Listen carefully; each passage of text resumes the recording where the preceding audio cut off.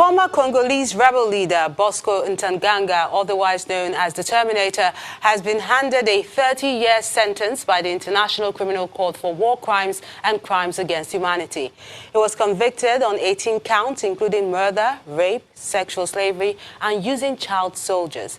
Here's Simon Pusey with more international stories in Around the World in 5. Good evening from the Channel's newsroom here in London. A former Congolese rebel leader has been sentenced to 30 years in prison for war crimes and crimes against humanity. Bosco Ntaganda, nicknamed Terminator, was convicted on 18 counts, including murder, rape, sexual slavery and using child soldiers. Judges at the International Criminal Court found in July that fighters loyal to Ntaganda had carried out gruesome massacres of civilians. During the sentencing, the judge said that Ntaganda was not only guilty of persecution as a crime against humanity, but that he had also personally murdered a Catholic priest, setting an example for his soldiers to follow. The sentence is the longest the ICC has ever handed down. For rape of civilians as a crime against humanity and as a war crime, 28 years. For murder and attempted murder as a crime against humanity and as a war crime, 30 years. For persecution as a crime against humanity, 30 years of imprisonment. Pro-Syrian government forces have destroyed the Al-Ikhlas hospital in Syria's rebel-held Idlib province, part of a major military escalation by Damascus and its ally Russia in the country's northwest.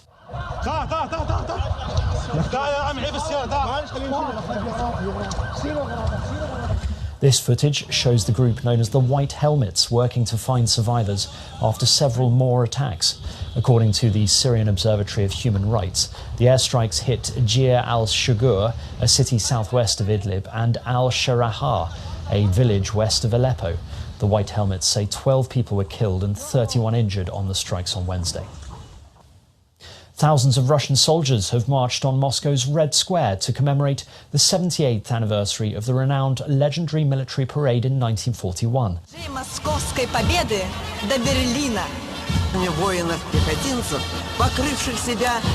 The one-hour parade presented formations, armaments and cultural performances to spectators as well as guests from around the world. After the parade, the public will also have the opportunity to see those weapons showcased during the parade in an exhibition. This year's parade reenacted the original one 78 years ago. More than 3,000 people participated and over 7,000 people were invited to observe the ceremony, including veterans who participated in the 1941 Red Square parade. North Korea has labelled Japanese Prime Minister Shinzo Abe a moron and said he should not even dream about setting foot in Pyongyang. It's after the Japanese leader condemned North Korea's recent test of what it called super-large multiple rocket launchers at an Asian summit this week. The North's KCNA news agency said Japanese Prime Minister Abe, who is now making such a fuss over our super-large multiple rocket launcher test fire, as if a nuclear warhead had fallen on Japanese soil, is a moron. It's a blow to Mr. Abe, who had said he was eager to meet Kim Jong-un to resolve the issue of Japanese nationals abducted by North Korea. The White House advisor and daughter to the US President Ivanka Trump has visited a rural commune in Morocco.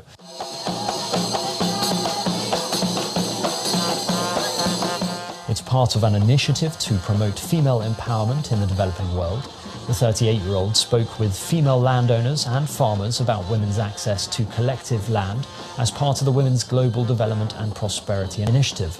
It was started by President Trump and is aimed at economically empowering 50 million women in the developing world by 2025. The Duke and Duchess of Sussex have planted tiny crosses in the grounds of Westminster Abbey to honour the nation's war dead.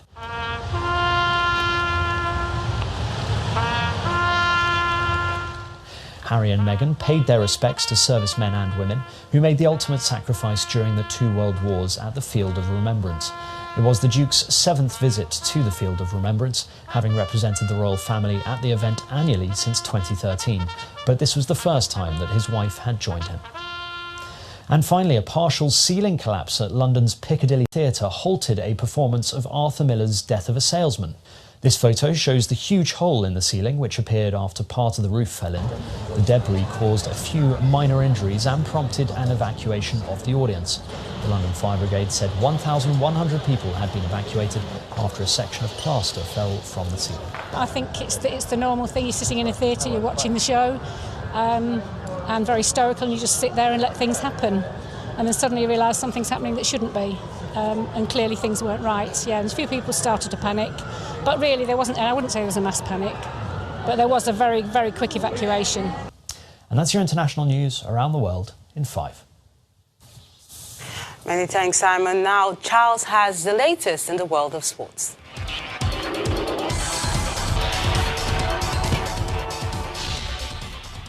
Thanks very much, Melinda. And we're beginning on home ground on sports news.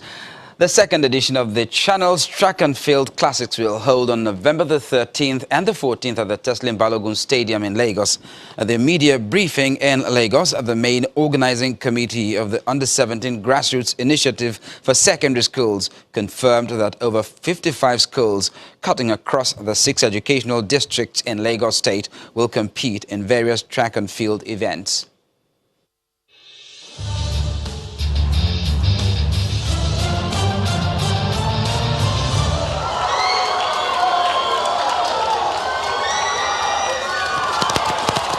"2018 no doubt brought exciting moments for under-17 athletes from secondary schools across Lagos State.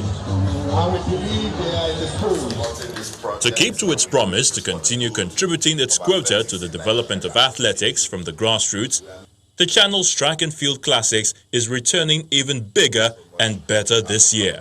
We have done 1 or 2 things to make amends and get better in what we did last year, and this year we have increased the event from 8 to 10. Last year we didn't have high jump, we didn't have discus. But this year, by the grace of God, we're going to have those events because we believe those are the events Nigeria are doing very well before today in the international circles. The talents are just emanating. It's better for us to recognize those talents, which we are doing, to capture them and try to develop them. Channels Television is not alone on this journey. The Lagos State Sports Commission is also partnering with the Classic. It's a laudable program because they believe that we can get them young, right from the secondary or primary school. So that is why they are organizing this kind of event. Apart from youth engagement, youth empowerment is also a platform to reduce juvenile delinquencies to the barest minimum. There we go. Okay. With all said and done, then comes the unveiling of the running vests for this year.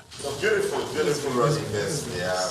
The countdown has begun, and the organizers say they are indeed ready for another exciting moment which the Track and Field Classics bring. On the other hand, it's gloomy for the cadet footballers in Cameroon, where the Football Federation, FECAFOOT, has sacked the head coach of its national under-17 football team, Thomas Libby, for the team's poor performance at the FIFA Under-17 World Cup in Brazil. Cameroon Football Federation President Seydou Njoya said Libby and his staff refused to sign the code of conduct of the national football team. Over in Europe, the Spanish Football Federation, RFEF, has pledged 1.15 million euros to help pay the salaries of women's top-flight players in order to prevent a planned strike. The Football Federation said it will guarantee a minimum salary of 16,000 euros per year to 18 players of each squad and strike a general deal after existing television contracts end that will allow it to raise that minimum salary to up to 18,000 or 20,000 euros. That's it on sports news, and back to Melinda with the rest of the news at 10.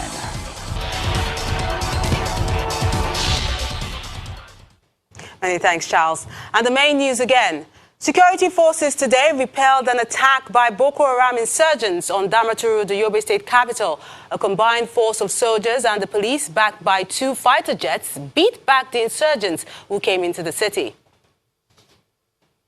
That's the news at 10 tonight. I'm Melinda Akinlami. On behalf of the team, good night.